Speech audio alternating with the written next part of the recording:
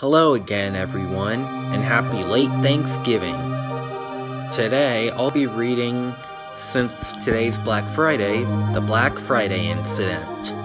And no, it doesn't revolve around shopping, it revolves around the movie Toy Story, which I want to say is a pretty fair and good movie for me. There have been multiple sequels, a Christmas and Halloween special that came out a few years ago, a few extra shorts, a few gaming content, which makes Toy Story pretty much an icon. Well, this story, the Black Friday incident, revolves around the development of Toy Story 1. Basically, Disney would want it to be more edgy, to the point that it would end up becoming too dark to be a kids film, so Disney threatened to shut down production. Then eventually, Disney caved in and let Pixar create their own version of Toy Story, which I believe may have been a good move because Woody in the original version was a pretty big butthole. Yeah, I said that. He's a pretty big jerk. And if he would have been a jerk on the real Toy Story, that would be a film, or he would be a character I would never want to visit, much less be near, or be friends with. Well, okay, I rambled on enough. Let's read the Toy Story Black Friday incident. Happy Black Friday. Hurry to the shops while you still can. The Black Friday incident, written by Forkenstein. The early stages of production on the film Toy Story were a complete nightmare. The project was in a sort of development hell until the infamous Black Friday incident. Disney harassed the then new animation studio Pixar constantly. They were to produce and release the film, and they wanted results as quickly as possible. Disney tried everything to eliminate Pixar's efforts to deviate from the Disney formula, even at times threatening to shut down production. Disney sent notes on revisions that they thought would improve the film. They insisted through their notes, which all read, "Edge. The film needs more edge." The people working on the film at the time struggled so hard to maintain all of Disney's notes and demands. Once a week, they were required to fly across the country to Disney offices to present them with progress. Every time they were met with the same response: edge. The film needs more edge. Pixar revised the film so hard to meet the deadlines that it resulted in some rather interesting changes. In order to achieve edge, the film became quite a lot darker. Woody became a wildly unlikable character, much angrier and far less comedic than in the final film. Bo Peep's role in the story was far more prevalent, often flirtatious towards the male characters, and she is the first to accuse Woody of pushing Buzz out the window. Buzz Lightyear was referred to at this point in production as Lunar Larry. He was highly reminiscent of an older superhero, talking in a deeper voice, and was even more deluded and ignorant of his surroundings. The other toys were relatively unchanged, save for minor aesthetic differences. Pixar employees worked literally 24/7 non-stop. Director John Lasseter joked on more than one occasion that he had the best parking space at the office because his car hadn't moved for over 3 days. Some of the writers and storyboard artists began to suffer from chronic insomnia. A few writers reported seeing visions of Buzz and Woody taunting them on their lack of progress, chanting, "Edge! The film needs more edge."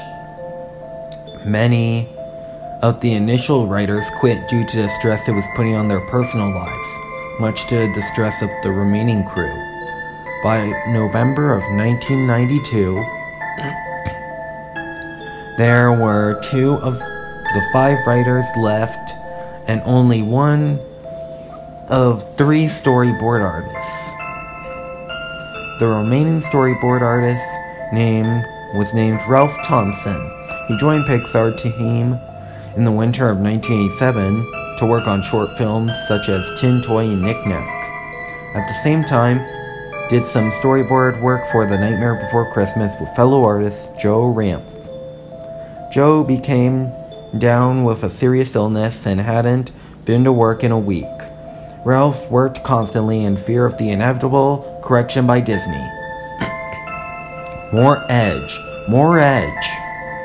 Each presentation meant another row of sleepless nights of rewriting and redrawing the same characters in the same bedroom over and over and over. It was maddening. One morning, John Lasseter, Andrew Stanton, and the other higher-ups at Pixar came into the office and told everyone what happened at their last meeting. Disney felt that things were not looking very good for the film and demanded that in less than a week they see the complete film and story reels, storyboards with audio. With massive revisions, there was a general groan and whining from the crew, and they went back to working. Ralph worked harder than all the others. Sometimes at 2 o'clock in the morning, one of the writers would walk into Ralph's office with a packet of newly written scenes, more to draw, and with more drawings meant more scratch voice work. When a film is still in the writing/storyboarding phase, artists will do temporary voices for the story reel. He had Disney's vague instructions racing through his mind. More edge, edgier, more. We want results, people. Edgier, this business, faster, more edge. Move it already. He thought to himself this exactly. The film needed an edge. It needed to be darker, more cynical. It needed more adult humor in situations. It needed an attitude. Of course. Ralph, you goddamn retard. How wouldn't you see it sooner? Edge. All of those hundreds of hours spent over a desk, and all you needed was an edge. Why didn't you listen sooner? He gave the film an edge. The story reels were flown over to the main crew, to the head offices at Disney. The date was November 27th, 1992, Black Friday. The story was brought into the Disney screening room. The reel was about 48.5 minutes long. The movie started out as a Western-style shootout between Woody and Andy, resulting in Woody being shot down. It was revealed it was just a game played inside of Andy's mind. The film continued on with little problems for about the first 20 minutes or so, through several gags seemed off with the overall tone of the film. For example, Mr. Potato Head would pull off one of his eyes and kick them under Bo Peep's dress for a lick-see. There were several scenes of Woody yelling at the toys to stop caring about Buzz or Larry and to pay attention to him, accumulating in insults and minor acts of violence. The scene came where Andy could only take one toy to Pizza Planet, and Woody pushed Buzz out the window. Woody offered to shake hands with Buzz or Lunar Larry, only to throw him out of the window. There was a stock smashing noise. The other toys were shocked and antagonized Woody for what he had done. Woody showed little remorse and screamed at Slinky Dog to make the toy stopped harassing him. After much yelling and one of the Green Army men saying the word "goddamn," the toys grabbed Woody and tossed him out the window as well. He fell onto the ground with a low thump. Cheering was heard from the interior of the house. The quality of the storyboards became less refined and almost like chicken scratch. Woody got up and saw Buzz, or Larry. Buzz's body shattered on impact. His arms and legs were broken off and located only a few inches away. There was a large crack down the middle of the chest, revealing a mess of buttons and wires inside. He gave off a sort of electrical twitch motion in his head. His eyes looked as if they were about to pop out of their plastic sockets. The twitching stopped after a few moments, and Woody looked in fear at what he had done to Buzz and ran off. There was a jump cut to the scene where the two got stuck in the claw machine. The storyboard art was back to its normal level of quality. The machine was filled with sunglasses wearing pizzas, as opposed to the aliens in the finished film. Buzz was completely unharmed and intact. The scene was almost identical to the final film. Sid, the main antagonist in control of the claw, was wearing a yellow t-shirt and was smoking 3 cigarettes at the same time. The claw grabbed Woody and Buzz, putting them in the clutches of Sid. There was another jump cut, once again returning to the chicken scratch style artwork. The scene was inside of Sid's room. Woody looked around the room in fear. He tiptoed around the room and collapsed after seeing one of Sid's mutant toys. The reel now showed unrelated test animation of the characters running, a few seconds of Buzz running in place, a few seconds of Woody running, and nearly a minute of the two running together. The footage was distorted and Spanish text was present on the screen. It looked like clay models that got life.